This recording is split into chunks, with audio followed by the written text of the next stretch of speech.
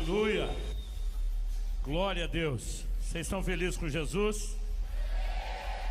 Jesus está feliz com vocês? Ok, eu gosto sempre de checar isso.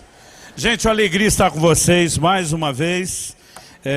Ano passado eu furei na conferência porque minha filha estava casando naquela semana. Era um bom motivo, mas eu confesso que é ansioso, porque eu queria ter falado ano passado o que eu vou falar esse. Então eu fiquei esperando um ano para voltar e entregar aquilo que eu não pude. Então eu estou que nem um leão enjaulado, agora que me soltaram.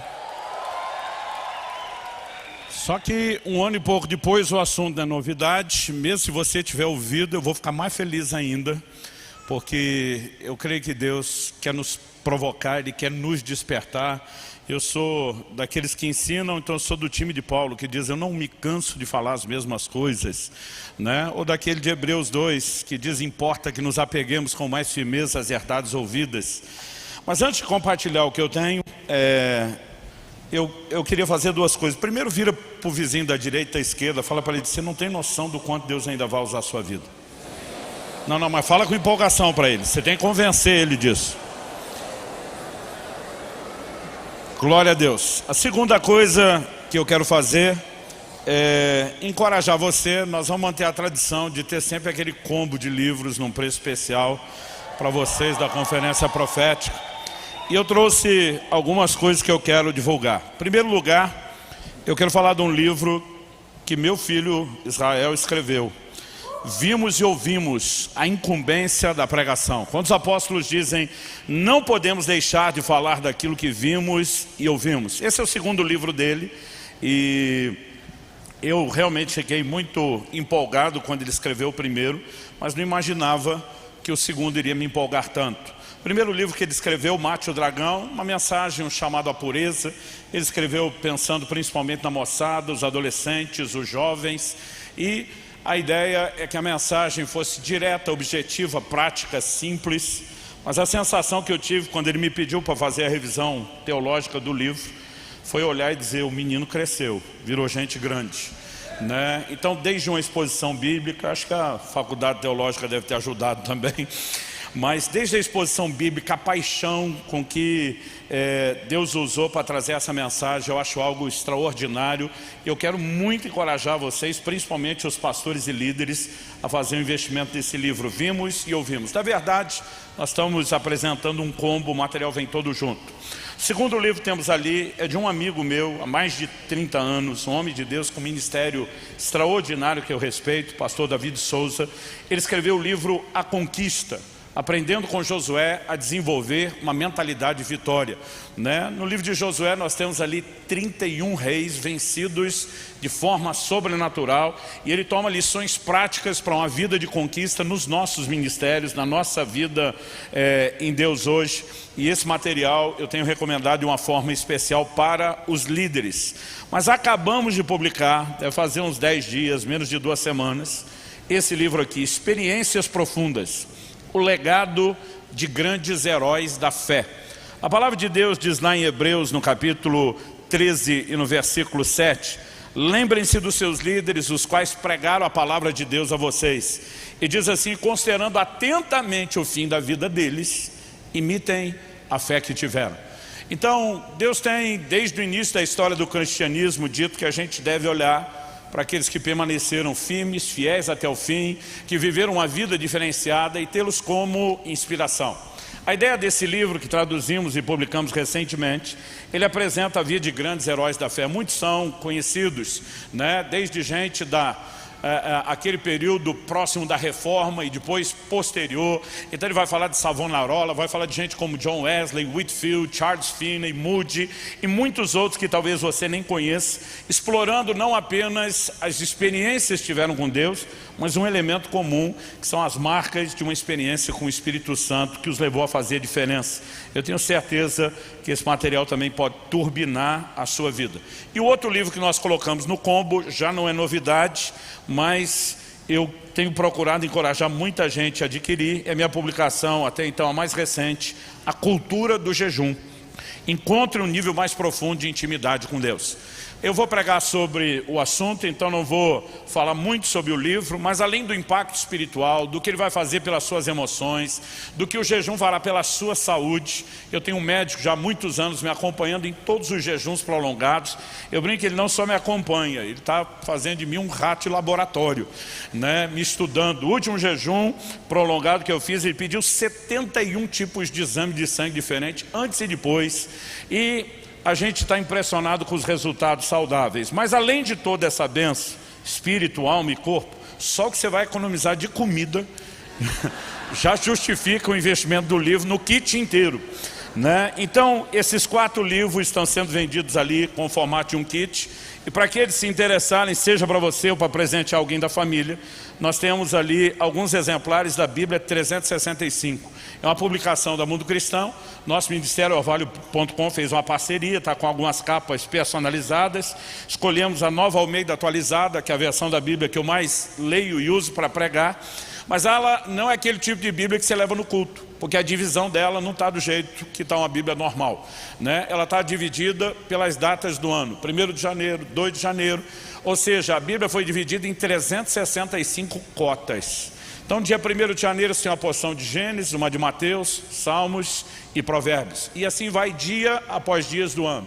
Uma porção do Antigo, do Novo Testamento, de Salmos e Provérbios, para que os crentes possam fazer aquilo que a gente considera que é o mínimo, que é a leitura bíblica em um ano. Isso é o mínimo do mínimo. Quando meu filho Israel, que está aqui me acompanhando, estava ministrando, quando ele fez 6 anos de idade, eu dei de presente para ele o que eu brinquei ser uma Bíblia de gente grande. Porque quando eles são muito pequenos, a gente dá aquelas versões ilustradas, resumidas. Mas escolhemos uma versão mais fácil de ler, acho que era a Bíblia Viva.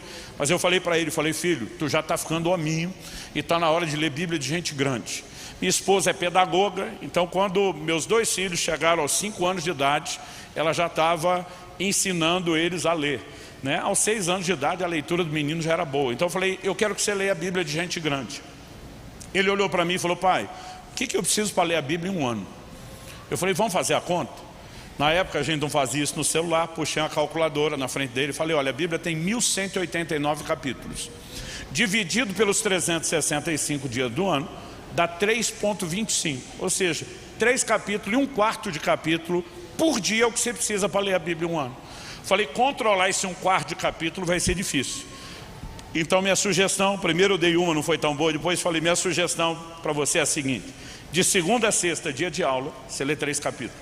Sábado e domingo que não tem aula, você lê 4 capítulos. Ele falou, com isso eu leio um ano. Falei, com certeza. E ele começou a fazer isso diariamente. Faltando 10 dias ou 2 semanas no máximo, para ele completar 7 anos de idade, ele já tinha lido a Bíblia pela primeira vez, aos 6 anos. Né? Porque é só você pagar em parcelas suaves. Não adianta tentar. Eu já li a Bíblia de capa a capa em 9 dias, não recomendo. Mas fiquei quase doido. Mas se você suaviza isso, fica mais fácil. Aos 7 anos de idade, ele leu a Bíblia a 2ª vez. Aos 8 anos de idade, ele leu a Bíblia a 3ª vez. Aos 9 ele falou para mim, pai, se eu ler 7 por dia, dá 2 por ano? Falei, Aos 9 anos de idade, né, aos 11 anos de idade, perdão, ele já tinha lido a Bíblia 9 vezes. E um dia ele falou para mim, pai, quantas vezes você leu? Eu falei, filho, na boa, é melhor parar de contar, que esse negócio só deixa os outros orgulhosos. Mas mantenha-se lendo. Nós precisamos de uma cultura de mergulhar na palavra. Então, de repente, você diga, pastor, para mim ler uma vez só no ano é muito pouco. Glória a Deus por isso. Mas talvez você tenha filhos, discípulos, alguém perto de você, e esse pode ser uma ferramenta extraordinária que ajuda não só a pessoa a vislumbrar a possibilidade da leitura integral, mas de criar um hábito de um devocional diário, mesmo que comece com menos tempo e que acelere depois. Então todo esse material vai estar lá à disposição no final. Alguns anos atrás, alguém que estava acompanhando a conferência online protestou, falou, pastor, não cabe todo mundo, nós já não pudemos participar, a gente não tem acesso ao combo. Então desde então a gente vem liberando o combo também para ser adquirido online. A diferença é que quem está aqui vai pegar na mão na hora, sem esperar, e não vai pagar frete. Mas você que está nos acompanhando, é só entrar no site orvalho.com, vai ter um dos banners lá, conferência, Combo Conferência Profética. E vai ficar ali, né, alguns dias pelo menos, para poder ajudar vocês. De boa, no final da reunião, isso não vai estar disponível antes. Você que está aqui já pode adquirir e eu quero te encorajar, né? Nós temos ali as máquinas de cartão e dá para parcelar em 10 vezes sem juros, né? Você vai começar um ano endividado, mais turbinado no seu crescimento espiritual. Se você achar que tiver liberdade, vira para o vizinho ao seu lado, fala para ele: eu profetizo, você vai me dar um combo desse de presente. Quase nunca funciona, mas vai que cola. Vocês estão prontos para receber a palavra de Deus? Abra sua Bíblia, por gentileza, no Evangelho de Lucas, no capítulo 5. Evangelho de Lucas, capítulo 5. Nós vamos ler dos versículos 33 até o 38. Eu vou ler na Nova Almeida atualizada, mas qualquer que for a sua versão, você pode acompanhar comigo.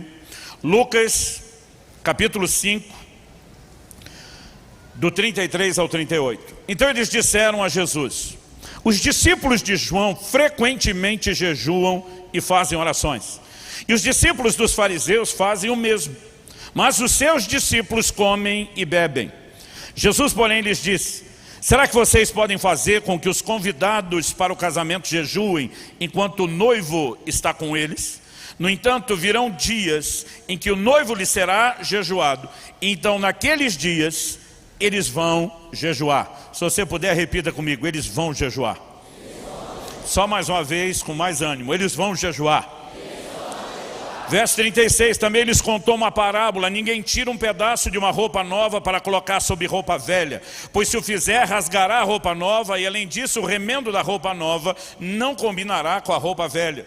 E ninguém põe vinho novo em odres velhos, porque se fizer isso, o vinho novo romperá os odres, o vinho se derramará e os odres se estragarão.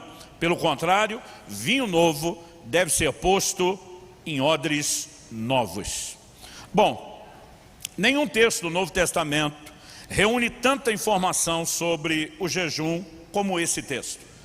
Embora a gente possa olhar além do texto, eu acredito que é importante comunicar. Porque enquanto algumas pessoas vêm discutir com Jesus o assunto do jejum, que eu diria que era o quê, Jesus não se limitou a falar do quê. Ele estende a conversa para discutir o quando, e inclusive eu diria que Nosso Senhor inclui na conversa o porquê. Ele mexe no assunto não apenas na perspectiva de algo que pertence ao passado, nem só ao presente, mas ele aponta e sinaliza a sua importância no futuro. E a conversa começa com abordagem, e é evidente que ninguém veio para elogiar Jesus. Naquela cultura, quando alguém criticava o discípulo, estava criticando o mestre. Quando fazia uma crítica do discípulo diretamente ao mestre, nem se fala. Imagine hoje em dia alguém se dirigir a um pai, uma mãe, com o seguinte comentário: olha, os filhos de fulano são uma benção, os filhos de Beltrano conhecem limite, os filhos de Ciclano são comportadinhos, mas os seus... Por trás desse mais os seus e a reticência, não estaria só uma crítica e um ataque ao comportamento dos filhos, mas evidentemente seria uma forma de responsabilizar os pais pelo comportamento dos filhos. O que fizeram com Jesus não era diferente. Eles começam fazendo um contraste, diz: olha, os discípulos de João, evidentemente estão falando dos discípulos de João Batista, jejuam com frequência e fazem oração. E o dos fariseus faziam os mesmos. Os fariseus, nós sabemos que jejuavam 2 vezes por semana. Em Lucas, no capítulo 18, no verso 2, Jesus fala de um fariseu que sobe ao templo para orar, bate no peito se orgulhando e diz: eu jejuo 2 vezes por semana. Aquilo não era exclusividade dele. A tradição aponta que todos os fariseus jejuavam às segundas e às quintas-feiras. Essa é uma das razões pelas quais na Didaquê, o mais antigo documento de catecismo da era cristã, que remonta ao 1º século, orientava os novos convertidos, os cristãos, a jejuarem em dias diferentes da semana, para não serem confundidos com os hipócritas. Então eles observavam o jejum às quartas e às sextas, para não serem confundidos com os fariseus. Foi essa prática que Wesley adotou nos seus dias. E na verdade ele chegou ao ponto de dizer que se algum candidato ao ministério não jejuasse toda quarta e sexta-feira, como os discípulos do 1º século, ele sequer ordenaria essas pessoas ao ministério. Depois eu vou mexer nesse assunto, onde tem avivamento, tem um background de jejum e oração por trás. Mas é importante a gente reconhecer que os discípulos dos fariseus, nós sabemos, jejuavam 2 vezes por semana. E era um movimento, historicamente falando, mais antigo do que o de João Batista. O que me faz acreditar que o fato de terem citado primeiro os discípulos de João tem 2 probabilidades. Um dos evangelhos sinaliza que foram os próprios discípulos de João que tocaram no assunto. Então provavelmente eles começariam puxando a sardinha para si. Mas a outra probabilidade é que os discípulos de João jejuassem ainda mais. O próprio João Batista tinha um estilo de vida jejuado. A Bíblia fala dele se alimentando apenas de mel e gafanhoto silvestre, ou seja, mesmo quando está comendo, tinha um estilo de vida jejuado. E de repente o contraste feito diante de Jesus é os seus discípulos come e bebe, o jejum não rola. Naquele momento Jesus responde com uma ilustração, uma alegoria que culturalmente todo mundo entenderia. Ele dizia, olha, os convidados para o casamento não podem jejuar enquanto o noivo está presente.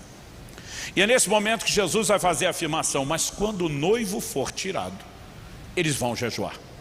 O que significa o noivo ser tirado? Em todas as parábolas de Jesus, em todos os evangelhos, todas as vezes que Jesus usou a alegoria do noivo, sem exceção, ele fez uma referência a si mesmo. E aqui não é diferente. Então Jesus está dizendo, quando eu for tirado, e ele não se referia a 3 dias de ausência entre morte e ressurreição, mas ele falava do momento em que fosse elevado aos céus até o dia do seu glorioso retorno. Ele diz, então, nesse tempo eles vão jejuar. E aqui Jesus já começa respondendo uma pergunta, que é o primeiro tópico. O jejum é para hoje? Se Jesus disse que a partir do momento que ele fosse tirado, durante a sua ausência até o seu retorno, seus discípulos iam jejuar, é evidente que ele pontuou o jejum como sendo algo para o nosso tempo, né? Como sendo uma prática dos cristãos da nova aliança. Eu vejo um esforço, um malabarismo exegético de gente que não quer jejuar, tentando dizer o jejum é algo que pertence à antiga aliança, ao Antigo Testamento, aos judeus. E eu fico me perguntando de vez em quando que Bíblia esse povo lê, se é que lê, ou que erva fuma antes de ler. Com perdão da palavra, porque é uma forçação de barra para tentar tirar isso do Novo Testamento. Outro dia um falou para mim, e o silêncio das epístolas? Se jejuar fosse importante, as epístolas falariam a respeito do assunto. Eu falei, primeiro, não quer dizer que não fale. Elas não falam tanto quanto alguns de nós gostaríamos, mas não quer dizer que não fale. Eu falei, segundo, falei para as pessoas, eu acho que você está um pouco equivocado no seu conceito. Se Jesus ensinou sobre o jejum, em Mateus, no capítulo 6, no verso 16, no Sermão do Monte, ele diz assim, quando jejuardes, ele não diz se jejuardes. Ele não tratou o jejum como uma hipótese, como uma probabilidade. Ele não falou, galera, hashtag fica a dica. Ele não falou, olha, vou dar uma sugestão, um conselho, quando você estiver de boa fazendo nada e achar que vale a pena e quiser tirar um tempo de jejum, vai ser bom. Ele diz, quando vocês fizerem. E aqui eu quero tomar emprestado as palavras de John Wesley, que as costas são mais largas que a minha, e dizer o seguinte, ninguém orienta outra pessoa como fazer alguma coisa, a menos que tenha a clara expectativa de que aquela pessoa faça o que ele está orientando a fazer. Eu sei que o Novo Testamento não tem um imperativo sobre o jejum no sentido de ordem. Você não vai achar jejuai, como você tem lá vigiai e orai.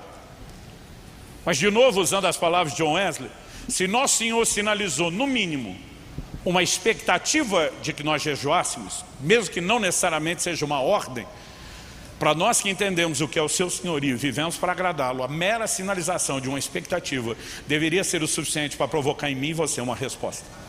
Os valentes de Davi arriscaram sua vida só porque ele disse que queria beber água das fontes de Belém. E olharam e disseram, não precisa ser uma ordem, não precisa ser uma voz de comando, é o nosso rei, é o nosso Senhor. Se eles estavam dispostos a isso, eu e você ouvimos Jesus sinalizando que espera que nós jejuemos, a gente vai dizer, não, mas já que ele não mandou, a gente não tem que fazer. Em relação à questão das epístolas, falei para um camarada que me questionou, ele falou, e o silêncio das epístolas? Se fosse importante, estava lá. Eu falei, para. Você está querendo me dizer que os apóstolos tinham que validar o que Jesus falou para ter autoridade? Eu falei, você deve estar um pouco equivocado sobre quem é o cabeça da igreja. Falei, a ordem inversa. O que os apóstolos falavam dependiam da autoridade de Jesus e não o inverso. Tanto que depois de ressuscitado, a Bíblia diz que Jesus aparece 40 dias aos seus apóstolos, calibrando eles, falando das coisas concernentes ao reino de Deus, ajustando qual mensagem eles iriam pregar. O apóstolo Paulo, que não fez parte desse time, e vai depois dizer que é um nascido fora do tempo, ele vai usar expressões como eu vos entreguei aquilo que também recebi do Senhor, porque a mensagem dos apóstolos é que tinha que ser validado por Jesus e não o contrário. Então assim, não há ângulo ou perspectiva na teologia bíblica onde você tire o jejum do Novo Testamento. O apóstolo Paulo jejuou quando se converteu. Alguém falou, fez isso porque era judeu. Falei, ok, em Atos capítulo 13 você tem a liderança da igreja de Antioquia, uma igreja de gentios, jejuando. Em Atos capítulo 14 você tem Paulo e Barnabé estabelecendo líderes nas novas igrejas plantadas entre os gentios e fazendo isso com jejuns. Paulo fala de jejuns. Outro dia um cara falou, não, isso é quando ele passava fome. Eu falei, tu tá de brincadeira. Falei em 2 Coríntios 11, 27. Se você falar de 2 Coríntios 6, 5, onde ele só fala nos jejuns no plural, você pode dizer, olha, pode até ser voluntário e involuntário, mas o texto nem determina uma coisa nem outra. Jejum voluntário, você deixa de comer porque quer comer. Involuntário, você não come porque não tem o que comer. Então isso seria fome. Agora, em 2 Coríntios 11, quando ele fala de uma lista de sofrimento, ele diz em fome e sede muitas vezes, em jejum muitas vezes. Ele separa jejum de fome. Fome é não comer porque você não tem o que comer. Jejum é não comer porque você escolhe não fazê-lo. E ele fala muitas vezes, era um estilo de vida. E o camarada diz assim, sede meus imitadores como eu sou de Cristo. Jesus jejuou. Paulo imitou Cristo e jejuava. Manda a gente imitar ele como ele imitava Cristo. Em nenhum lugar ele falou, imite em tudo, menos no jejum. E os caras ficam se esforçando para dizer que o jejum não é para hoje. Mas como vocês aqui do Bola já têm uma cultura de jejum, não vou gastar tempo tentando convencer que o jejum é para hoje. Eu quero apenas que a gente possa ser razoável em algumas coisas. É evidente que Jesus não determinou a periodicidade do jejum. De quanto em quanto tempo se faz? Ele não falou. Ele também não determinou a duração do jejum. Na Bíblia você tem jejuns de uma parte do dia, várias horas. Você tem jejuns de um dia inteiro, como era no dia da expiação, as 24 horas. Você tem jejuns prolongados, passou de um dia a gente chama de prolongado. Mas o prolongado é algo que vai desde poucos até muitos dias. Então jejuns prolongados na Bíblia, você vai achar os seguintes prazos: 3 dias, 7 dias, 14, 21 e 40. Não significa que esses sejam os únicos prazos de jejum que alguém pode ter, mas dão exemplos dessa variação, né? De mais de um dia até 40 dias. Jesus e a Escritura também não determinou qual a duração do seu jejum, nem a periodicidade. Isso significa o quê? Que você decide, ou se permite ser dirigido pelo Espírito Santo, de quanto em quanto tempo vai jejuar. Você decide, ou com sensibilidade e clareza percebe ele te dirigindo a um tempo específico de jejum. O Senhor Jesus e nem as Escrituras determinaram também o tipo de jejum. Não há um tipo único. Aliás, deixa eu dizer honestamente para você, uma das perguntas que as pessoas mais me fazem quando o assunto é jejum é: qual a regra do jejum? Ou as regras. Eu digo, a regra é que não tem regra. Aliás, pegando um meme que já virou antiquado, lá na nossa igreja a gente faz o povo repetir a seguinte frase: meu jejum, minhas regras. Outro dia um falou, pastor, eu posso jejuar pão e água? Eu falei, pode jejuar até com pastel e caldo de cana. Não recomendo, né? Uma bomba glicêmica, o outro fritura, mas o jejum é seu. E sabe, tem coisas que têm regras. Paulo diz que o atleta não é coroado se não competir segundo as regras. O esporte tem regras, o jejum não tem regras, não fixas. É lógico que a gente precisa começar pela definição. A palavra que Jesus usa, quando o noivo for tirado, eles vão jejuar. A palavra jejuar, nestiu, no original grego, é uma palavra composta.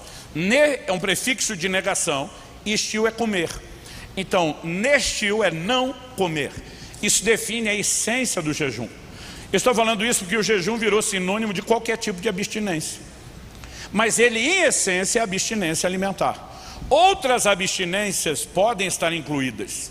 A Bíblia abre esse leque de possibilidades. Números 30 tem a lei a respeito dos votos, né, com que as pessoas podiam fazer, se privar de algo por causa do Senhor. Mas esses outros tipos de jejuns ou abstinências, eles estão mais para complementares do que para substitutos do jejum de comida. Então eu não tenho nenhum problema quando um crente diz, estou de jejum de rede social. Meu problema é quando ele só jejua a rede social e não jejua a comida. Porque de alguma forma há algo por trás dessa interrupção da alimentação que tem um papel maior do que eu e você talvez consigamos perceber ou mensurar. Mas o fato é que há tipos diferentes. Então em Daniel, no capítulo 10, você vai ver nos versos 2 e 3 o profeta dizendo que durante 3 semanas inteiras, ou seja, 21 dias, ele não comeu carne, não bebeu vinho, nem manjar desejável. Ele não está falando de uma abstinência de todos os tipos de alimento, mas ele está falando de abstinência de alguns tipos de alimento. Alguns acreditam que ele migrou para aquele modelo do início do livro, né, de uma dieta à base de água e legumes, mas para nós não é claro o que ele comeu. O que é claro é o que ele não comeu. Outro dia um cara falou assim: não, eu não acredito nesse negócio de jejum parcial, isso para mim é fake, isso aí é forçação de barra e não acho que isso dá resultado. Falei: vai explicar isso para o anjo que veio dar joinha para Daniel no final de 3 semanas dizendo: tua oração foi ouvida, né? Falei: vai explicar isso para ele, que não valeu, que o anjo veio enganado. Sabe, se você prefere outra forma, você não precisa fazer o parcial, mas é importante perceber que esse tipo de jejum está na Bíblia.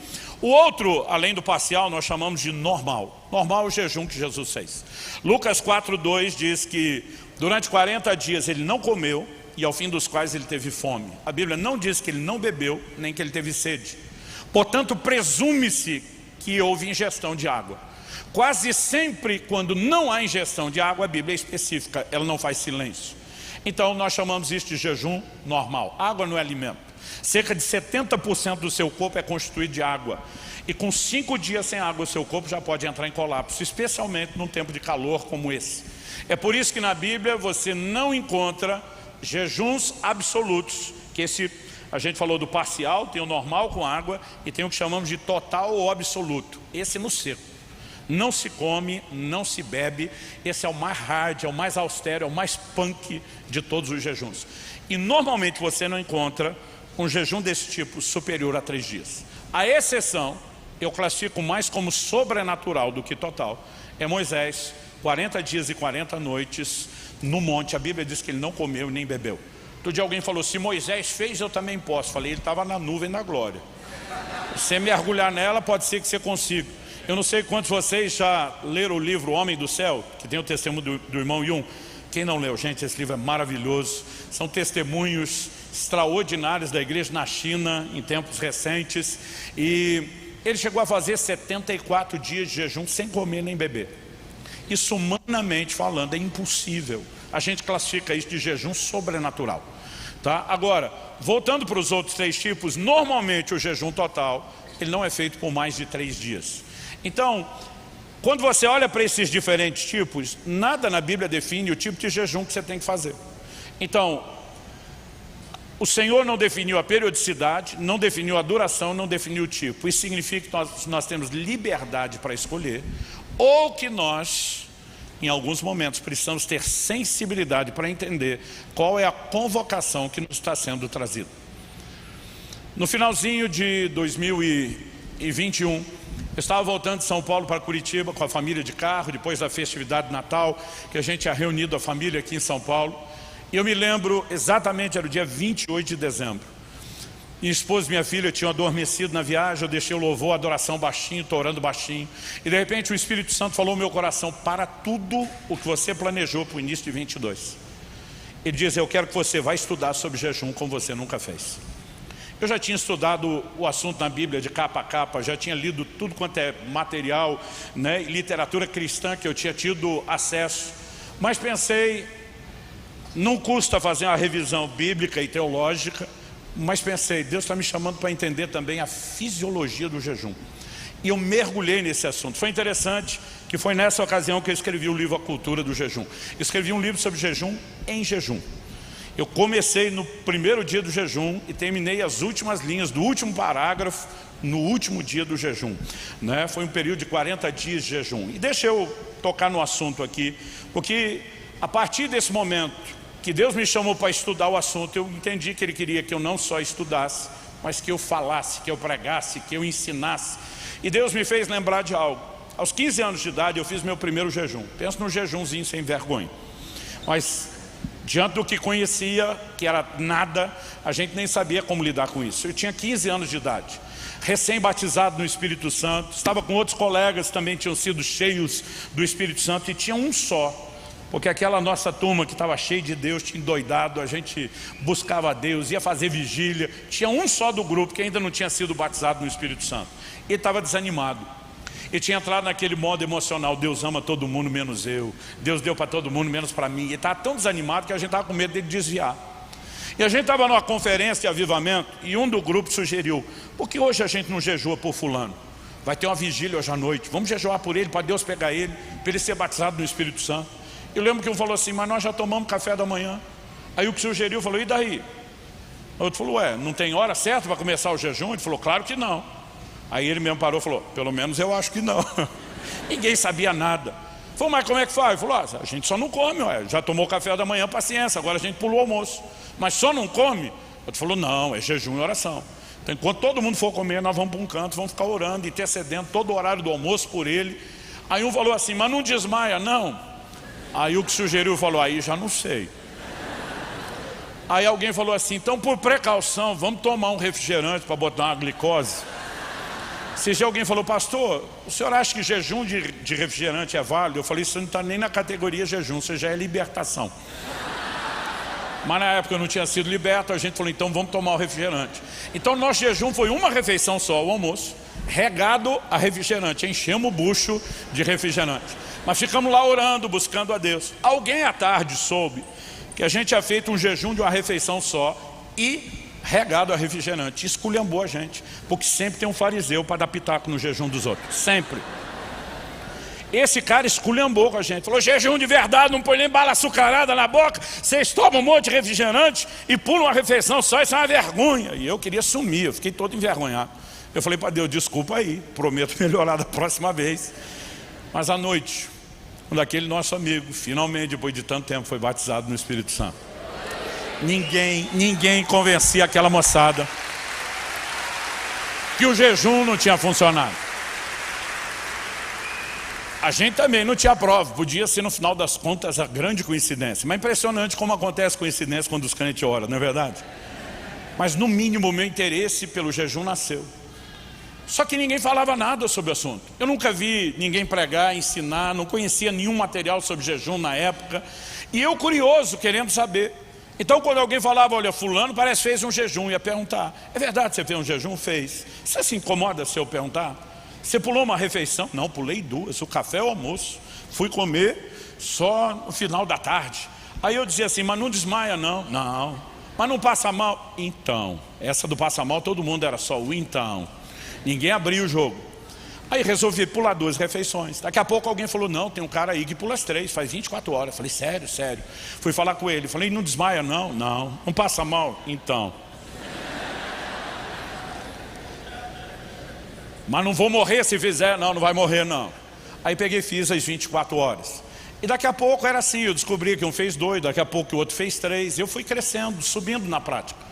Aos 18 anos de idade, eu já fazia praticamente todo mês jejuns de 3 a 7 dias na água. Isso começou a ser parte de um estilo de vida. E a razão pela qual eu jejuava é porque eu queria ver o sobrenatural. E eu posso te garantir que o jejum teve um papel importante para acessar o sobrenatural. Mas ao longo dos anos eu fui crescendo na prática. Mas foi só em 2018 que Deus pela primeira vez me chamou um período de 40 dias de jejum na água. Eu tinha esse sonho de fazer uma vez na vida. Mal sabia eu que isso depois viraria um estilo de vida e que eu ia fazer isso muitas vezes de forma repetida. Mas eu tenho carregado esse encargo e de vez em quando eu percebo que tem uns crentes que ficam desconfortáveis, porque eles acreditam que a gente não pode falar de jejum. Nessa fase dos 18 anos de idade, quando eu já jejuava até 7 dias, quase todo mês, eu já não conseguia esconder dos meus pais que eu estava jejuando. Porque o código sobre o jejum da igreja antigamente é: você não pode contar para ninguém. Então a gente fazia todo o silêncio possível. Mas você pular 1, 2 refeições, 2 dias é mais fácil. 7 dias, eu morando com os meus pais, ainda solteiro, não tinha como esconder. E meu pai começou a perceber que aquilo era uma certa frequência. Às vezes eu não falava, que eu estava direto e ininterrupto. Ele falou: 3 dias atrás estava em jejum. Eu dizia: pois é, nem contava que ainda não tinha interrompido. E agora está jejuando de novo? Pois é. Aí um dia ele, preocupado que eu estivesse migrando para um lugar de fanatismo, veio ter a primeira conversa comigo sobre jejum, aos 18 anos. Foi essa a primeira vez que eu descobri que meu pai, que além de ser meu pai, era o meu pastor, que ele jejuava. Eu sabia que tinha um jejum uma vez por ano na igreja, o feriado de 15 de novembro, né, a denominação inteira fazia uma mobilização de um jejum anual por avivamento. Mas fora isso, não se falava sobre jejum. E nem eu sabia que meu pai tinha algum outro período sem comer que não fosse aquele. E aí que eu descobri que meu pai jejuava, eu fiquei indignado. Falei, pai, eu estou aprendendo com os estranhos, perguntando para gente que eu nem conheço. E o senhor, que além de ser meu pai, é meu pastor, jejua, eu não sei. Aí meu pai olhou para mim e falou, Jesus falou que não é para contar que jejua. Quando ele falou isso, eu falei, como é que é? Gente, meu pai foi uma inspiração. Ele era um estudioso dedicado às escrituras. Eu brinco que eu saí a versão pop da família, porque ele era a versão erudita. Papai estudava a Bíblia direto no original hebraico, no original grego, na Septuaginta, né? Ia estudar na Vulgata, no latim, para você ter um nível. O homem era um cabeção, era gênio. Discutir com ele, você tinha que ter muito argumento. Mas nesse dia, quando meu pai falou isso, eu nem titubeei.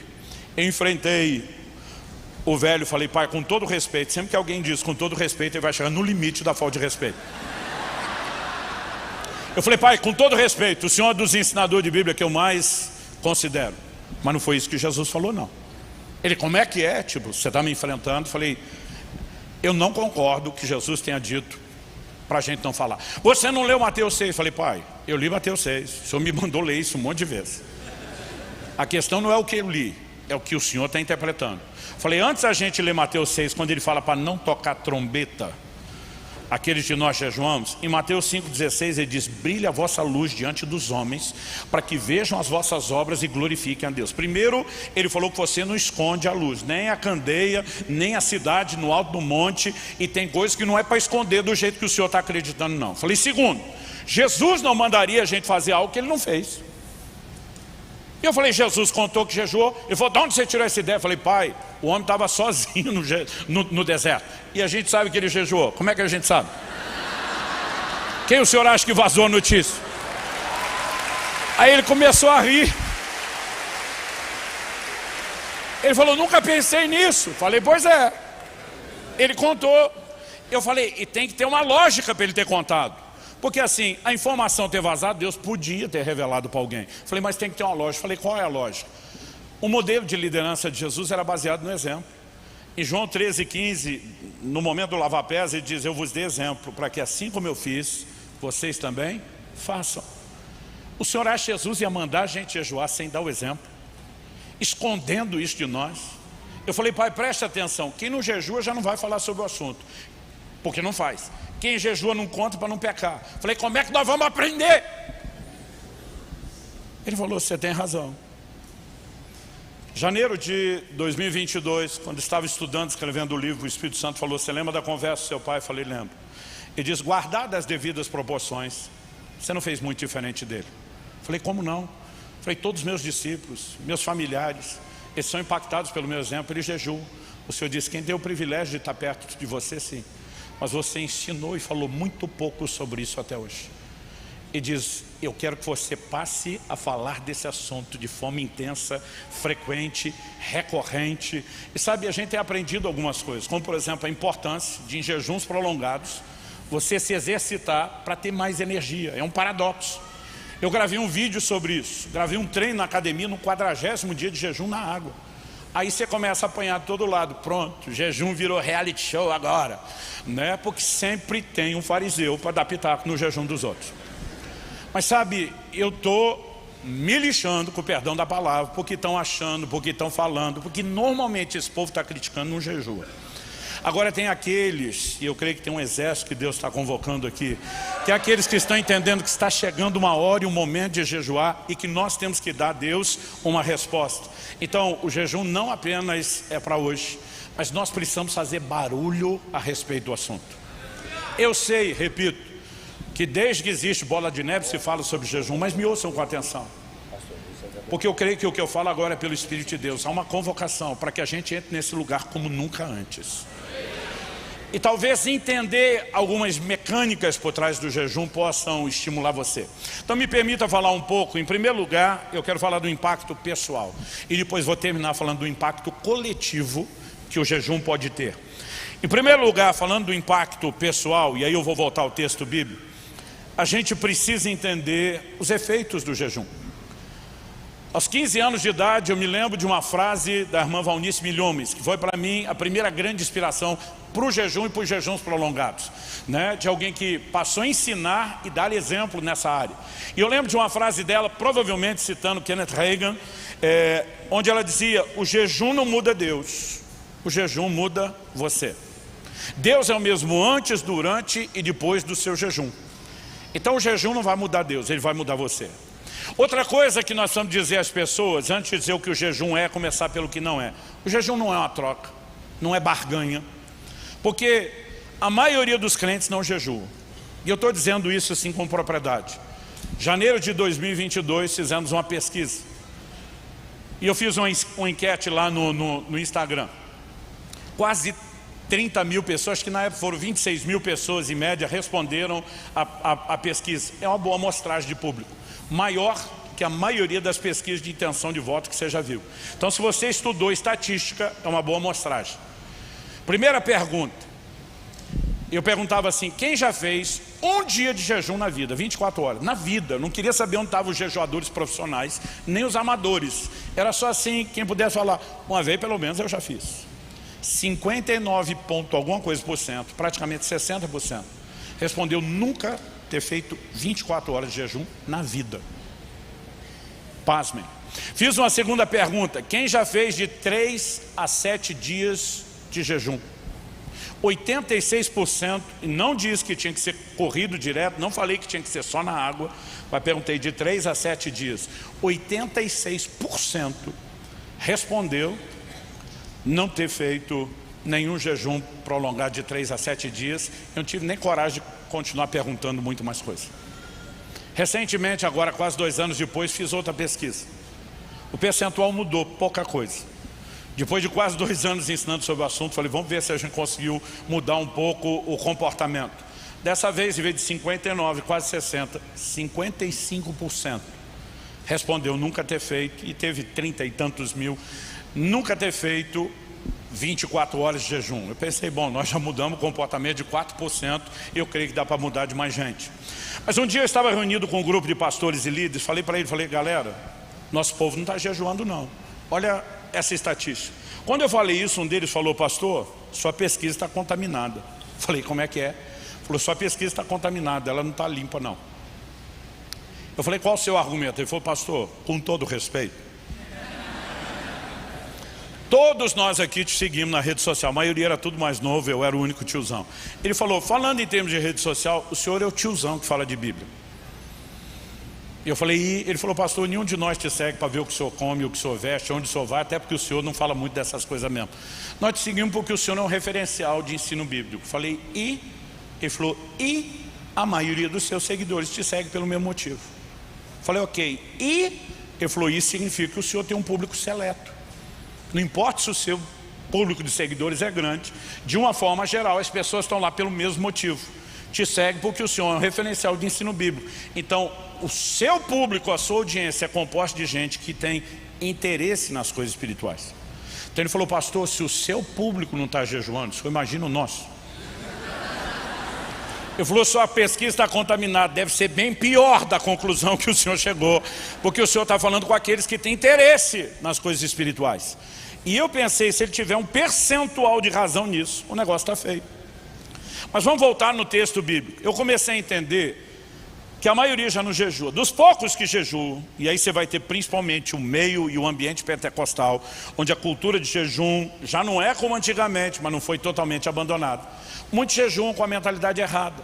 É a mentalidade de barganha, de troca, de mérito. Eu vou pagar o preço, eu vou sacrificar. É quase como, se eu fizer, Deus está endividado comigo. E eu quero te dizer, tudo que você recebe como uma expressão da graça de Deus, se recebe pela fé. Romanos 5:2, pela fé temos acesso a essa graça. O jejum não é uma troca, o jejum não é uma barganha. Nós precisamos entender ele muito mais como uma linguagem de fé do que de mérito. Mas a gente precisa entender o impacto que ele tem em nós e na nossa estrutura. E aí eu quero voltar para o texto. Por quê? Quando você olha a parábola ou as duas parábolas que Jesus conta, porque ele dá 2 exemplos para falar a mesma mensagem de forma alegórica, Ele não fez isso só aqui em Lucas 5, o texto que nós lemos, falando das vestes e da questão do vinho novo em odres novos. Não apenas no evangelho de Lucas, mas nos 3 chamados evangelhos sinóticos, Mateus, Marcos e Lucas, tem uma mesma estrutura de comunicação de ordem da vida de Jesus, dos ensinos de Jesus e dos milagres de Jesus. João é exceção. Nos 3 chamados sinóticos, você vai encontrar a mesma abordagem que fizeram, com a mesma pergunta, com a mesma resposta de Jesus e com a mesma ilustração. Então em Mateus, no capítulo 9, de 14 a 17, você encontra um texto semelhante ao que nós lemos aqui em Lucas 5, de 33 a 38, e você vai achar a mesma coisa em Marcos 2, de 18 a 22. Nos 3 evangelhos, Jesus responde com a mesma parábola, logo depois de ser questionado sobre o jejum.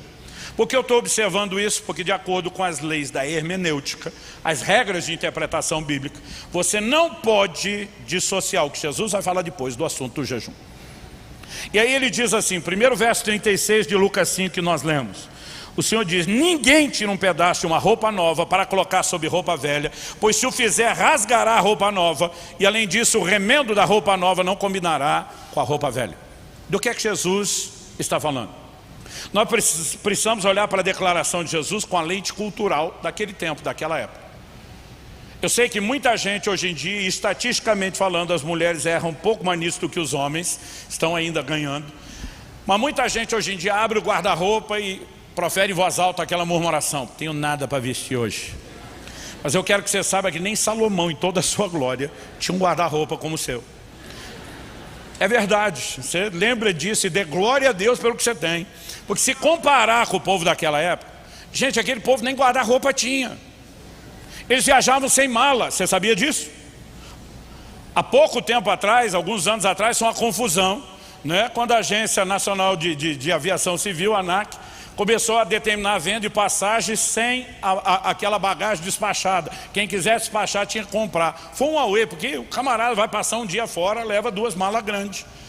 O povo naquela época viajava sem mala. Você quer a prova disso? Jesus, quando envia os seus discípulos, diz, não leve uma segunda túnica. O que ele estava falando? Vai com a roupa do corpo. Os caras não tinham mala.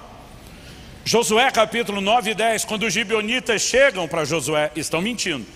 Mas aquilo só colou porque parecia ser verdade, porque eles usam algo que era comum. Eles dizem assim, olha, nós viemos de uma terra tão longe, que quando nós saímos as roupas eram novas. E olha como elas estão velhas. Porque a roupa estragava na viagem. Eles não tinham hotel à beira do caminho, dormiam no chão, no relento. Né? Lavava a roupa quando tomava o banho de rio, saía com ela secando no corpo. Então não tinha indústria têxtil, não tinham qualidade de tecidos como eu e você temos hoje, não tinham roupa composta como nós temos, calça e camisa. Então os homens não gostam disso, eu vou poupar a palavra vestido. Todo mundo usava túnica, significa vestido. Então Jesus, num determinado momento, diz, os que vestem roupas finas estão nos palácios. O que ele estava querendo dizer? Que só o topo da pirâmide social vestia bem. A maioria tinha só a roupa do corpo, que normalmente já estava rota, velha, gasta, suja, remendada. É para esse público que Jesus está falando. Aí imagina que o cara está com a roupa esculhambada daquele jeito, rota, rasgada, remendada. E alguém chega e oferece uma túnica nova, uma peça nova de roupa. Qual a solução? Qual a atitude diante daquilo? Você descarta a roupa velha, pega a nova, faz uma troca, está tudo resolvido. Agora Jesus está dizendo que ninguém diante disso iria olhar para o cara que está oferecendo a roupa. Não, é muito pano, não preciso disso tudo. Só tem uns buracos aqui faltando, então eu falo o seguinte, me deixa recortar só o que me falta, aí eu remendo do lado de cá. Jesus está dizendo ninguém faz, mas quando ele diz ninguém faz, ele não está falando de impossibilidade. Não é que se tentasse fazer não conseguiria, está falando de bom senso e não precisa de muita inteligência. Mas se ninguém faz, por que é que Jesus está falando disso? Porque ninguém faz no natural. Mas ele sabia que alguns teriam a insensatez de no espiritual escolher viver de remendo em vez de renovo. E esse tipo de coisa nós precisamos entender. Em outras palavras, o que Jesus está dizendo é que o novo de Deus não se adapta numa estrutura velha. Você pega o velho e descarta. Aliás, Paulo fala disso quando está falando de transformação em Efésios 4, diz que nós temos que nos despir do velho homem. Fala do velho homem como a roupa da qual você se despe e nos revestir do novo homem. Isso significa o quê? que se eu e você tentarmos adaptar o novo de Deus na estrutura velha, vai dar ruim, não vai funcionar. Aliás, é sobre isso que a próxima alegoria fala. É a mesma mensagem com uma ilustração diferente. Nos versos 37 e 38, Jesus diz: ninguém põe vinho novo em odres velhos, porque se fizer isso, o vinho novo romperá os odres, o vinho se derramará e os odres se estragarão. Pelo contrário, o vinho novo deve ser posto em odres novos. Então vamos lá, do que é que Jesus está falando? Em primeiro lugar, o odre, por mais básico que isso pareça para alguns, para outros é algo fora da cultura, né? Gente recém-convertida começou a estudar a Bíblia, às vezes não faz ideia do que é um odre. Odre era uma bolsa feita com o couro do animal, uma espécie de cantil feita de couro. Na Bíblia toda você vai achar uma única menção de um odre contendo água, uma única menção de um odre contendo leite. Todas as outras passagens são recorrentes, abundantes, relacionam o odre com o vinho. Por que ele estava muito relacionado com o vinho? Porque a água, se você colocasse num vaso de barro, numa talha de pedra ou no odre, não fazia muita diferença, a não ser no caso da viagem. Mas já o vinho era armazenado no odre por uma razão. Os povos antigos descobriram que se você colocasse o vinho, na verdade o suco da uva recém-espremido lá no lagar, queria passar pelo processo de fermentação e transformar em vinho. Isso é a diferença entre vinho novo e velho. No Antigo Testamento você tem palavras diferentes. Por exemplo, no Antigo Testamento você vai ver Joel, por exemplo, falando do vinho e o mosto. O que é a diferença de vinho e mosto? Mosto, baixa ou nenhuma fermentação. Então o mosto era o vinho que não embriagava, baixa fermentação, ou suco da uva. No grego, koineu, o grego antigo em que foi escrito o Novo Testamento, eles não tinham a distinção. Então eles falavam assim, é como falasse, o suco da uva novo não fermentou, porque a fermentação é o processo natural do açúcar da própria fruta. O velho já fermentou, tipo, esse aí dá para embriagar. Era a distinção que eles faziam. Então por que é que eles colocavam o suco no odre? Porque quando lacravam aquilo, eles descobriram que ao expor aquele vinho a uma quantidade igualmente limitada de oxigênio, eles tinham controle sobre a fermentação. Por essa razão, virou um padrão. E na cultura todo mundo sabia. Agora Jesus está dizendo o quê? Você não põe o vinho novo no odre velho. O odre velho é o couro ressecado. Porque se pôr, a hora que começar a fermentação, né, e depressão dentro da bolsa, a bolsa arrebenta, perde a bolsa e perde o vinho. Então Jesus está dizendo o quê? Que o vinho é o novo de Deus, e o novo de Deus não se armazena numa estrutura velha. Tentar armazenar o novo de Deus na estrutura velha dá prazo de validade ao Evangelho. E talvez essa seja uma das razões pelas quais a gente tenha tanto desviado na igreja brasileira. Nós temos levado as pessoas a acreditarem que elas podem misturar o novo de Deus na estrutura velha, e não pode. E quando falamos disso, outro dia alguém falou: pastor, então o senhor está querendo dizer que já que o jejum está relacionado com a ideia, ele renova o odre que é o corpo? Eu falei: não é isso que eu estou falando. Eu e você precisamos entender que no processo de santificação, que diz respeito a vivermos a plenitude do novo de Deus, uma das maiores chaves do processo de santificação se chama mortificação. Em Romanos 12, Paulo diz: eu rogo que vocês apresentem os vossos corpos como um sacrifício vivo. O que é um sacrifício vivo? O verbo sacrificar significa matar. Quando sacrificava o animal, fazia o que com o bichinho? Matava. Como é que Paulo chama o sacrifício de vivo? É um paradoxo, é uma aparente contradição. Mas peraí, Paulo, é para matar ou não é? É, mas não é literal. Por isso que ele chama de um sacrifício vivo. Mas se eu não vou matar o meu corpo, o que é que eu vou matar? Colossenses 3,5. Fazei morrer a vossa natureza terrena. Você não vai matar o seu corpo, você vai matar a natureza pecaminosa que está dentro dela. Agora, se a mortificação é um dos cernes da obra de santificação, que envolve eu me despir da estrutura velha para poder desfrutar novo, e preste atenção, e o jejum é uma das ferramentas mais intencionais e específicas. A mortificação não se limita ao jejum, o domínio próprio não se limita ao jejum, mas preste atenção, o exercício, a prática principalmente contínua do jejum nos leva a um lugar profundo de mortificação. Um dia alguém me falou: pastor, o senhor acredita que tem diferença entre jejum curto e prolongado? E normalmente eu dizia para as pessoas: olha, a única diferença é o tempo que você espera para comer. Tem gente que faz um jejum por semana, isso não significa que ele não vai ter benefício do jejum. Mas honestamente falando, o impacto de um jejum prolongado, ainda que o jejum mais curto, repetido de forma recorrente, frequente, vai dar resultado, o impacto de um jejum prolongado costuma ser bem mais perceptível e acelerado. Então em 2018, quando Deus me chamou a primeira vez para um jejum de 40 dias, até então nunca tinha feito mais do que 21, algo que me chamou a atenção e me impressionou foi que eu sou Bom, em primeiro lugar, antes de falar do que eu sou, quando eu terminei o jejum, os amigos mais próximos chegaram no final, e aí? O e aí era tipo assim, sentir o perfume dos anjos, ouvir o coro do céu, como é que foi? Eu dizia para os caras, estou em crise. Os caras, como é que é? Eu falei, crise. Esse jejum me deixou em crise. Os caras diziam, por quê? Eu falei, vou dar um de vários exemplos. Eu sou, como temperamento, eu sou um colérico. Para quem não sabe o que é, explico, barraqueiro por natureza. Só que durante 40 dias, nada e ninguém me irritava. Eu não me lembro de ter ficado tanto tempo na minha vida tão calmo. O negócio era tão fora da curva, tão fora do comum, que minha esposa Kelly, ela é uma mulher muito doce, quem conhece sabe o que eu estou falando, mas nem Kelly aguentou, ela ficava tirando onda comigo. Várias vezes no jejum ela parava na minha frente, me olhava de frente e dizia, quem é você? Quem está aí? O que você fez com meu marido? Tipo, que homem manso é esse que está aí? Ela dizia, amor, você está tão calmo. Eu dizia, você não imagina por dentro, é uma paz. Mas pastor, isso não foi bom? Bom foi pouco, foi maravilhoso. Então por que a crise? A crise é que acabou com a minha desculpa. A vida inteira eu dizia, é o temperamento. Mas o temperamento não mudou enquanto eu jejuava. Aliás, a parte boa de liderança do colégio estava lá turbinada pela oração. Uma parte ruim, que é a carnalidade, 40 dias sem comer, só na água, 40 dias sem entretenimento, com Bíblia e oração. A carne, como diziam os antigos, estava apanhando que nem cachorro, estribuchando lá no chão. Não tinha força para nada, preste atenção. Quem jejua com frequência e regularidade vai testemunhar as mesmas coisas. O centro de gravidade muda. O centro de gravidade da terra puxa para baixo, o centro de gravidade do reino de Deus para cima. Buscai as coisas que são do alto, pensai nas coisas que são de cima. Quem jejua com frequência ou regularidade testemunha as mesmas coisas. As coisas materiais perdem absurdo e inexplicavelmente o seu valor. Não é apenas essa coisa de não irritar, o coração se inclina, os valores mudam.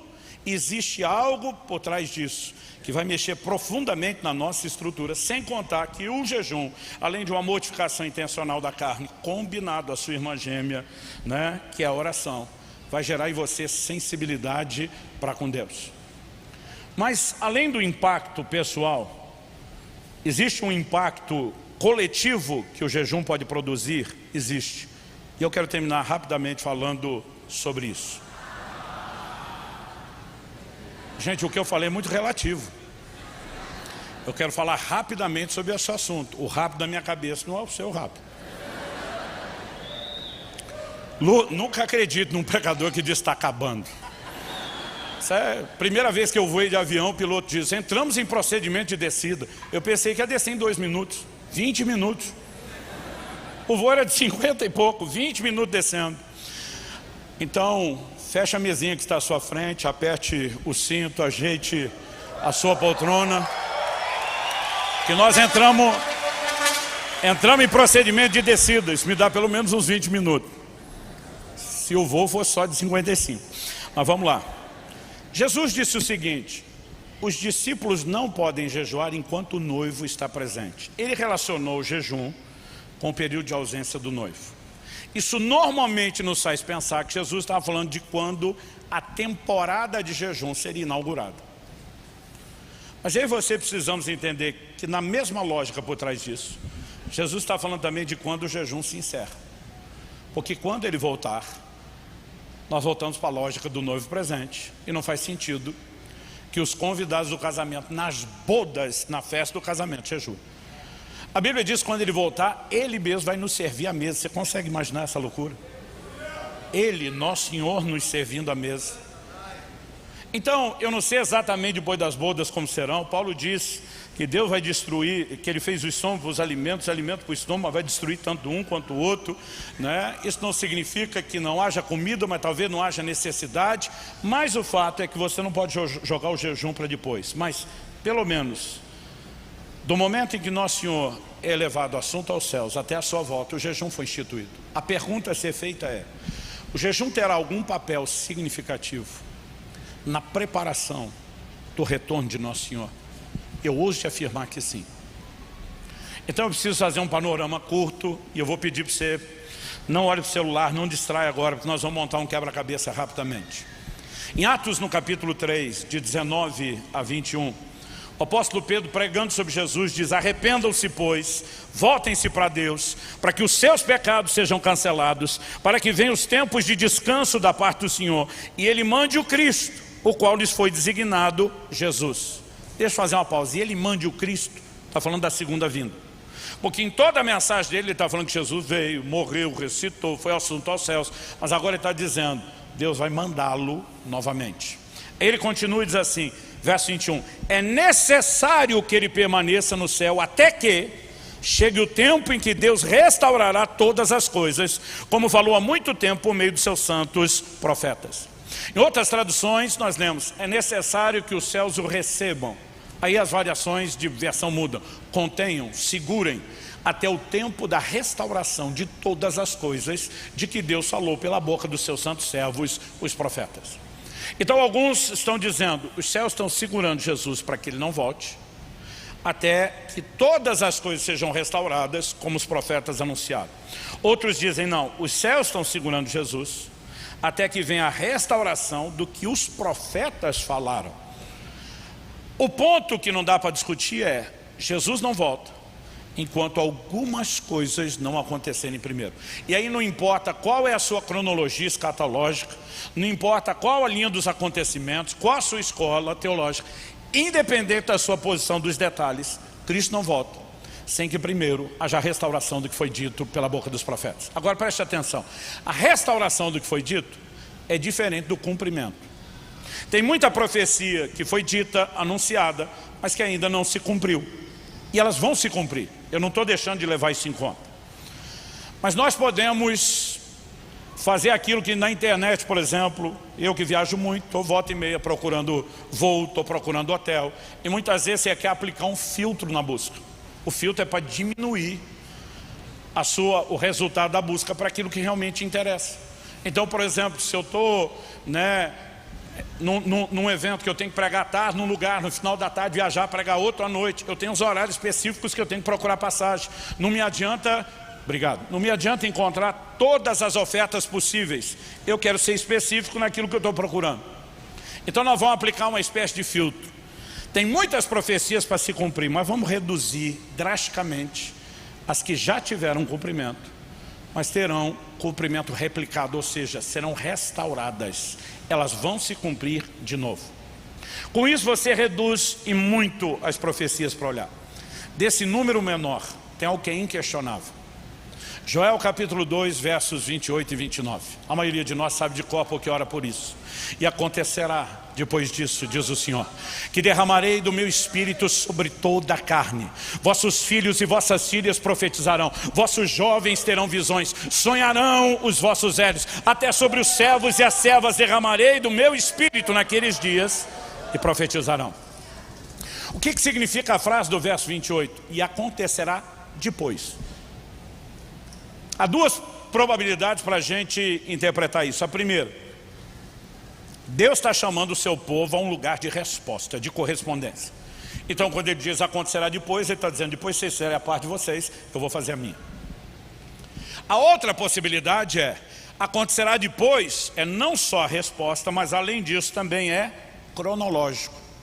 Então parte da resposta de voltarmos para Deus virá agora, e parte do que Deus está anunciando terá cumprimento posterior, num tempo específico. Eu creio que as duas coisas são verdades. Porque a profecia de Joel surtiu efeito. Se você observar, já no capítulo 2, ali de Joel, no versículo 12, nós podemos construir o pano de fundo dessa história. O Senhor diz de uma maneira muito clara ao seu povo, ainda assim agora mesmo, diz o Senhor, convertam-se a mim de todo o coração, com jejuns, com choro, com pranto, rasguem o coração e não as suas roupas, convertam-se ao Senhor seu Deus, porque Ele é bondoso, compassivo, tardio em irar-se, grande misericórdia, e muda de ideia quanto ao mal que havia anunciado. Quem sabe ele não se voltará e mudará de ideia, e ao passar deixa uma bênção, para que vocês possam fazer ofertas de cereais e libações ao Senhor seu Deus. Verso 15, Toquem a trombeta em Sião, proclamem um santo jejum, convoquem uma reunião solene, reúnam o povo, santifiquem a congregação, congreguem os anciãos, reúnam as crianças e os que mamam no peito, que o noivo saia do seu quarto, a noiva dos seus aposentos, que os sacerdotes, ministros do Senhor chorem entre o pórtico e o altar e orem. Poupa o teu povo ao Senhor, e não faça da tua herança objeto de deboche e zombaria entre as nações. Então Deus está chamando o povo a se voltar a Ele de coração. Aliás, em toda a história, arrependimento, consagração, santificação, oração e jejum tem sido o caminho que pavimenta a chegada de todo e qualquer avivamento. E Deus está chamando o seu povo a esse lugar. A pergunta, eles responderam sim, porque o verso 18 diz: então o Senhor teve grande amor pela sua terra e se compadeceu do seu povo. Evidente que eles corresponderam. Como que Deus se compadeceu? Verso 19, o Senhor respondeu ao seu povo: eis que eu lhes envio o cereal, o vinho e o azeite, e vocês ficarão satisfeitos. No verso 23, Deus diz assim: filhos de Sião, alegrem-se e exultem no Senhor seu Deus, porque Ele lhes dará as chuvas em justa medida, fará descer como no passado as primeiras e as últimas chuvas, as eiras se encherão de trigo, os lagares transbordarão de vinho e azeite, restituirei os anos que foram consumidos pelo gafanhoto. Verso 26, vocês terão comida e abundância, ficarão satisfeitos, louvarão o nome do Senhor seu Deus, que fez maravilhas em favor de vocês. 27, saberão que eu estou no meio de Israel, que eu sou o Senhor, o Deus de vocês, não há outro. 28, e acontecerá depois disso, depois de eu ter feito todas essas coisas, depois de vocês terem correspondido para eu fazer essas coisas, e acontecerá depois que derramarei do meu espírito sobre toda a carne. Vamos falar de uma coisa de cada vez. Primeiro, no verso 23, Deus diz: eu vou restaurar o ciclo das chuvas. Ele está falando de chuvas naturais. E diz as primeiras e as últimas. As traduções mais antigas dizem a chuva temporã e a serôdia. Existiam ciclos de chuvas. Quando me mudei para o estado do Paraná, que é uma potência agrícola da nação, que eu fui parar para pensar nessas coisas, porque lidava muito com os agricultores. Então tem a hora certa de chover antes de se fazer a plantação e depois lá na frente, antes da colheita. O que significam as primeiras chuvas? As primeiras chuvas, elas vinham amolecer o solo. Lembra que naquela época não tinha plantadeira, colheitadeira. O camarada fazia isso na força do braço ou com inteligência. Tinha talvez os bois que ajudavam a puxar ali o arado. Mas o solo era trabalhoso, principalmente numa região árida. Então depois das primeiras chuvas, isso facilitava a semeadura. Mas então vinham alguns meses de estiagem e depois viriam as últimas chuvas. As últimas chuvas viriam antes da hora da colheita. E elas eram essenciais para potencializar o crescimento, a maturação, a multiplicação do fruto. Por isso, se entendia qual era a hora de plantar, qual era a hora de colher. E Deus diz: ao restaurar o ciclo da chuva, vocês vão ter uma colheita. E Deus está falando de algo natural. As eiras se encherão de trigo, os lagares transbordarão de vinho e azeite. Eu vou restituir o que foi consumido pelos gafanhotos. Mas Deus diz: mas vai chegar depois o momento onde virão as chuvas espirituais. Derramarei do meu espírito sobre toda a carne. Essa parte não se cumpriu nos dias de Joel. E nós sabemos disso porque Pedro se levanta no dia de Pentecostes, Atos capítulo 2, verso 15, quando a multidão atônita por ver aquele povo falando em línguas, ele realmente se levanta e diz assim: olha, esse povo, esses homens não estão bêbados, sendo ainda 9 horas da manhã. Mas isso é o que foi dito pelo profeta Joel. E acontecerá, diz Deus, que nos últimos dias derramarei do meu espírito sobre toda a carne. Se você for ler Joel, você não vai ver Deus dizendo nos últimos dias. Por meio de Joel, Deus diz: e acontecerá depois disso. Primeiro eu faço agora, lá na frente vem chuva espiritual. No momento que a profecia de Joel se cumpre, Pedro não está só relendo e interpretando. Pedro pega essa profecia e diz: mas não é só para agora. Nos últimos dias, o que está cumprindo agora vai acontecer de novo. Como sabemos que ele está apontando para os últimos dias de forma literal? Porque ele cita algo que não aconteceu nem nos dias de Joel e nem tampouco no dia de Pentecostes. O sol se converterá em trevas, a lua em sangue, antes que venha o grande e terrível dia do Senhor. Que sinais são esses que ele está falando? São sinais relacionados com a vinda de Cristo. Em Mateus 24, 29, Jesus diz: logo em seguida a tribulação daqueles dias, o sol escurecerá e a lua não dará a sua claridade. As estrelas cairão do firmamento e os poderes dos céus serão abalados. Então aparecerá no céu o sinal do Filho do Homem. Todos os povos da terra se lamentarão e verão o Filho do Homem vindo sobre as nuvens do céu com poder e grande glória. De acordo com o ensino de Jesus, o sol escurecer e a lua não dar sua claridade são sinais do seu regresso. Apocalipse capítulo 6, de 12 a 14. João registra: vi quando o cordeiro quebrou o sexto selo, houve um grande terremoto, o sol se tornou negro como pano de saco feito de crina, e a lua ficou toda vermelha como sangue.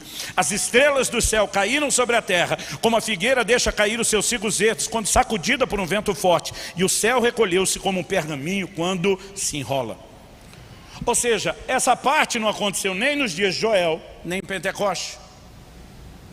E agora Pedro está dizendo: nos últimos dias temos uma parte pendente que não aconteceu em Joel, não aconteceu agora, que ainda acontecerá. E lá haverá novamente um grande derramar do Espírito Santo. Me ouça com atenção: o maior derramar do Espírito que essa terra jamais viu ainda está para acontecer. Eu vou repetir: o maior derramar do Espírito Santo jamais visto ainda está para acontecer.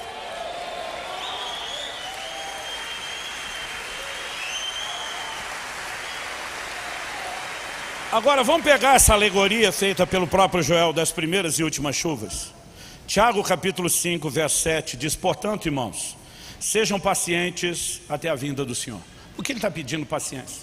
A mensagem da vinda de Jesus gerou alguns extremos. Já no primeiro século, Paulo tem que escrever aos Tessalonicenses, dizer: gente, quem não trabalha não coma. Se você vê as correções, Paulo está corrigindo muito o entendimento escatológico deles.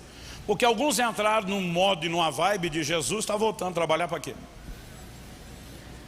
No final da década de 80, até ali perto do começo da década de 90, a igreja falava muito mais da vinda de Jesus do que hoje. Pregava, ensinava, cantava. Eu era ainda adolescente. Eu lembro do final da década de 80, eu e os amigos adolescentes, a gente dizia: Jesus está voltando. Então a gente não precisa ir para a faculdade, não precisa trabalhar. A gente só queria casar. A gente dizia: Maranata, ver Jesus, só espera eu casar. Como se fosse possível casar sem trabalhar e sem para isso se profissionalizar. Mas a igreja pode ir a extremos, e Paulo tem que corrigir, porque o povo simplesmente dizia: Jesus está voltando, não quiseram saber de nada. Mas depois eles saíram desse extremo e foram para outro. Qual era o outro? É aqui que você vai ver Pedro corrigindo eles. Que alguns iriam zombar da promessa da vinda de Jesus, dizendo: desde que os pais dormiram, todas as coisas permanecem iguais. Tipo, os apóstolos já estão morrendo, Jesus não voltou coisa nenhuma. E é nesse momento de zombaria que a igreja tem que lidar com o outro extremo. Qual era o outro extremo? As pessoas passaram a desacreditar do ensino e da promessa. E Tiago está dizendo: gente, sejam pacientes. Em outras palavras, ele prometeu vir, ele virá. Ele vai cumprir o que falou. Mas ele diz assim, agora ele vai dar um exemplo de paciência: eis que o lavrador aguarda com paciência o precioso fruto da terra, até receber as primeiras e as últimas chuvas. Sejam também vocês pacientes e fortaleçam o seu coração, pois a vinda do Senhor está próxima. Então ele está pedindo para nós sermos pacientes. Ele nos dá um exemplo de paciência que todo mundo dos seus dias entendeu, porque todo mundo tirava o seu alimento da terra. O cara tinha que ter no mínimo uma horta de casa. Todo mundo sabia que vinham as primeiras chuvas e as últimas, e que o lavrador tinha que ter a paciência, não só de esperar as primeiras para arar a terra, mas ele tinha que ter principalmente a paciência das últimas chuvas. Porque se ele colhesse antes, potencialmente falando, ele ia colher bem menos do que o que colheria depois da chuva. Qualquer ato de pressa aqui significaria comprometer uma colheita muito maior. Então ele precisava de paciência. E Tiago aplica o exemplo para nós pacientes, dizendo: como o lavrador, sejam vocês pacientes. Mas eu ouço te dizer que ele não apresentou só um modelo para a nossa paciência. Ele apresentou uma alegoria profética. Qual a alegoria profética? Quem é o lavrador? Cristo. Quem é o fruto da terra? Somos nós. Ele está dizendo que o lavrador também está sendo paciente antes de vir nos colher. Aliás, isso concorda com as palavras de Pedro, 2 de Pedro 3,9. Se você puder, me acompanhe, porque um dia desse eu citei isso, um falou: está mesmo na Bíblia.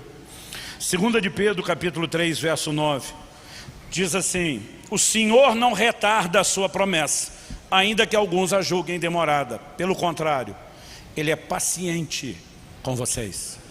Diga comigo, Ele é paciente. Agora olha o que o texto diz. Ele é paciente com vocês, não querendo que ninguém pereça, mas que todos cheguem ao arrependimento. Traduzindo, gente, sabe por que o Senhor não voltou ainda? Porque se Ele voltar antes da hora, Ele vai comprometer a maior colheita de todos os tempos da história da igreja. Ele quer o maior número de pessoas chegando ao arrependimento. Ele quer o maior número de pessoas sendo salvas. Então não pense só em você. Pense com a macrovisão. Entenda que o lavrador está olhando e dizendo: eu não posso voltar antes da hora, porque senão eu vou comprometer a colheita. Então eu vou afirmar o paralelo do que eu afirmei antes. Não só o maior derramar do Espírito ainda está para acontecer, mas a maior colheita de almas que essa terra jamais viu ainda está para acontecer. Agora pensa comigo. O que eram as primeiras e as últimas chuvas? Primeiras chuvas, amolecer o solo, facilitar a semeadura. Últimas chuvas, preparação para a colheita. Então preste atenção, o que é que acontece em Pentecoste? Primeiras chuvas, facilitar e favorecer a semeadura do Evangelho em toda a terra. O que é que vai acontecer nos últimos dias? As últimas chuvas, que eram mais abundantes, intensas e duradouras do que as primeiras, e que potencializaria uma colheita acima do comum. Pastor, ok, só está querendo dizer que Jesus não voltou ainda porque está esperando as últimas chuvas. E o que isso tem a ver com jejum? Na primeira etapa da profecia de Joel, o que aconteceu nos seus dias? Alguma coisa aconteceu sem jejum? Não. Deus diz: voltem-se para mim de todo o coração, isso com jejuns. Proclamem um santo jejum. Quando o povo corresponde, o Senhor se compadeceu do seu povo. Quando a segunda etapa do cumprimento da profecia de Joel está para acontecer no dia de Pentecoste, Deus começa a mexer no cenário. Depois de 400 anos de silêncio, sem voz profética alguma, surge no cenário um doido de pedra chamado João Batista, botando seus discípulos para jejuar, vivendo um estilo de vida jejuado. No momento em que ele apresenta publicamente Jesus, e não apenas ele, mas os céus dão um aval dizendo: esse é o meu filho amado em quem me comprazo. E ele passa o bastão para Jesus dizendo: agora é contigo. E Lucas diz que é ali que Jesus começa seu ministério. Jesus pega o bastão da mão de João Batista, vai fazer o quê? 40 dias no deserto jejuando. O jejum está sendo restaurado. E um cenário que favorece o novo cumprimento da profecia de Joel terá lugar e terá cumprimento. Se na primeira e na segunda etapa do cumprimento da profecia de Joel o jejum foi inegociável, o que te faz acreditar que ele se tornou descartável na última? Nós estamos falando da maior, da mais abrangente, da mais completa e da mais importante parte que falta se cumprir. E agora Deus está dizendo: não, o jejum era importante naquelas um pouco menos volumosas, mas nessa aqui ele se tornou descartável. Eu ouso dizer a você que não.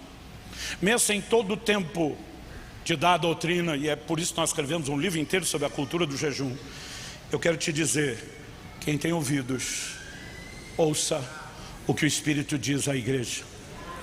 Haverá uma convocação para o jejum nunca antes vista, não apenas na nossa nação, mas ao redor do mundo. E nós precisamos estar atentos. Você não tem que fazer o que eu estou fazendo. No ano de 2022, pela primeira vez, o Senhor me disse: 2018 eu jejuei, 2019 jejuei. Quando entrou 22, o Senhor colocou no meu coração um jejum prolongado por semestre. Eu brinco que depois do terceiro, já no segundo, você perde o medo e pega o gosto. Eu falei para Deus: o Senhor não precisa me pedir mais. Se o Senhor não me parar, eu vou manter um estilo de vida de jejum, assim desses bem doido e absurdo, por causa do nível de convicção que eu tenho carregado. Minha vida pessoal tem sido chacoalhada, experiências com Deus como nunca antes, rompimento no ministério, mas honestamente eu não quero ser o único beneficiado. Eu não quero que minha igreja, meu ministério, minha família sejam os únicos beneficiados. Eu quero ver um exército se levantando, porque a maior colheita de almas ainda precisa acontecer. O maior derramar do Espírito ainda precisa acontecer. Agora tente você imaginar a hora que nós tivemos um exército de crentes jejuando, não de forma esporádica, mas recorrente. Outro dia alguém falou, pastor, por que esse título, a cultura do jejum? Porque eu falei, nós não precisamos ter apenas experiências esporádicas. O jejum precisa voltar a ser parte de um estilo de vida. Nós precisamos ser agressivos. Nós precisamos entender que o reino de Deus é tomado à força. Os violentos o tomam de assalto. E ter um posicionamento de intencionalidade. Em 2009, eu e minha esposa estávamos pregando por cerca de 2 semanas no Japão. Esprememos a agenda, conseguimos 2 dias para ir até a Coreia do Sul. Queríamos conhecer a montanha da oração da igreja do Dr. Cho. Quando cheguei lá, eu fiquei chocado. Já tinha ouvido falar isso, não levei muito a sério. Placas de advertência em todo lugar, escritas em coreano e inglês. Proibido jejuar mais do que 40 dias. Falei, o quê? Eu conhecia 2 ou 3 pessoas na época que tinha feito um jejum de 40. Eu nunca tinha feito mais do que 21. Eu falei, aqui eles proíbem. Eu fiquei assim chocado. Mas sabe, deixa eu te dizer, nós ainda estamos engateando, mas esse dia já chegou. Eu tenho frequentemente proibido pastores e amigos de ultrapassarem os 40 dias de jejum. Antigamente não se ouvia falar dessas coisas. Hoje eu não consigo sequer contar na minha mente as pessoas que eu conheço, não estou falando de gente distante, só próximo, quem tem entrado em período de jejuns prolongados. Em julho agora, eu fiz mais um desses jejuns. 19 pessoas me acompanharam, eu não chamei ninguém. Minha esposa e meus filhos me acompanharam os 40 dias. Eu não chamei ninguém. No 38º dia, eu acordei de madrugada. Eu estava com muito sono, muito sono. Acordei para ir ao banheiro, que tinha bebido água demais antes de dormir, coisa que eu não gosto. Eu voltei para a cama, parecia um zumbi de sono. Eu estava com tanto sono, que eu estava com medo de dormir em pé antes de voltar para a cama. E quando eu me joguei na cama, eu pensei em encostar a cabeça no travesseiro, 3 segundos eu durmo. Em outras palavras, não vai me atrapalhar nada ter levantado. Mas na hora que eu encostei a cabeça no travesseiro, algo sussurrou dentro de mim. Parecia um pensamento ou sentimento, algo simples, não tinha cara de sobrenatural. Aquilo sussurrou dentro de mim, por que você não ora um pouco?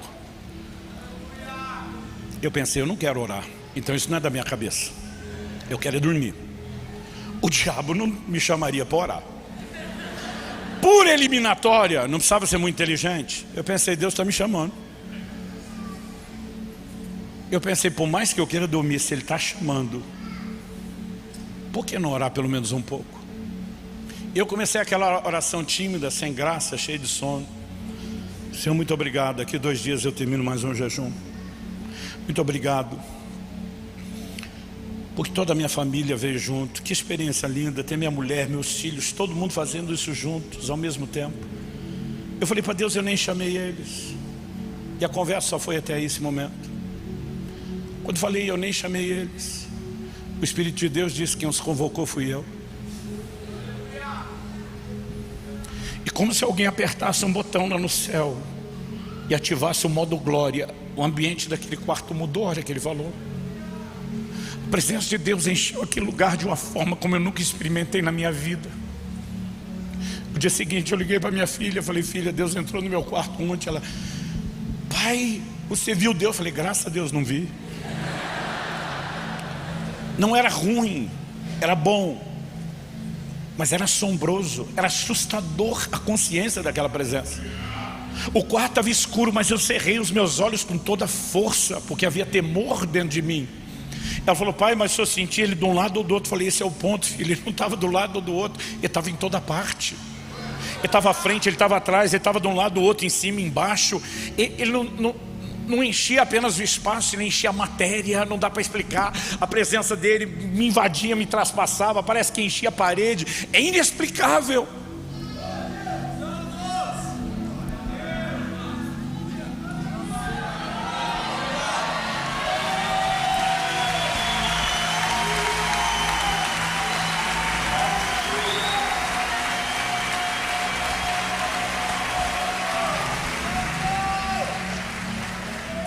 O Senhor me disse, você verá pessoas sendo despertadas para jejuar como você nunca viu.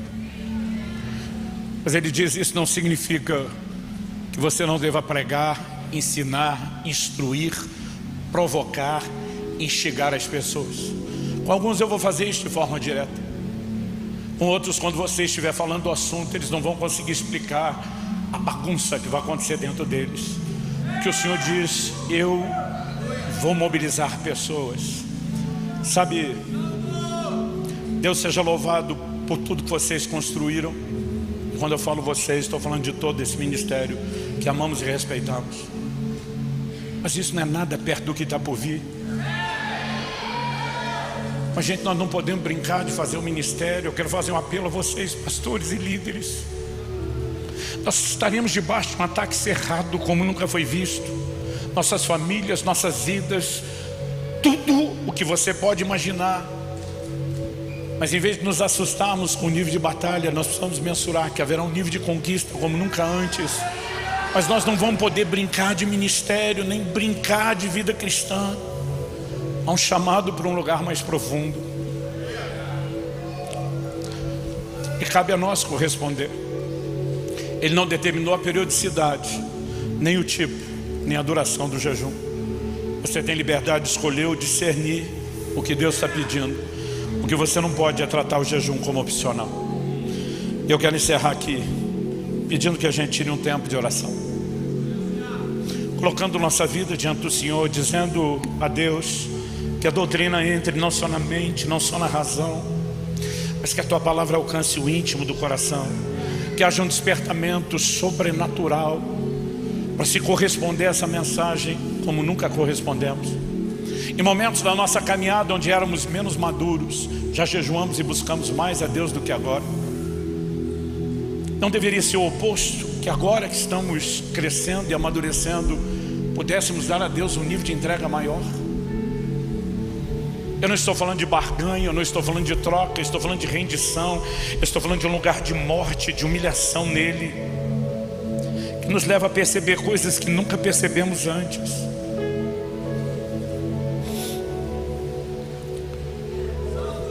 Vem sobre nós, Espírito Santo, sopra sobre nós, sobre a vida de cada um nesse lugar e daqueles que nos acompanham pela internet, seja durante esse momento de ministração ao vivo ou posteriormente para quem assistir essa palavra gravada. Eu oro por um sopro de despertamento, que a cultura do jejum seja não só resgatada, porque não queremos ter apenas o que já tivemos, queremos ir além, queremos entrar em um lugar onde nunca adentramos antes, e nós oramos, ó Deus, por uma cultura de jejum sendo implementada como nunca foi vista, e que o Senhor encontre em nós homens e mulheres que corresponderão contigo, que entenderão a importância do jejum a ponto de se entregar a este lugar e despertar pela prática e pelo exemplo muitos outros. Nós clamamos em nome de Jesus.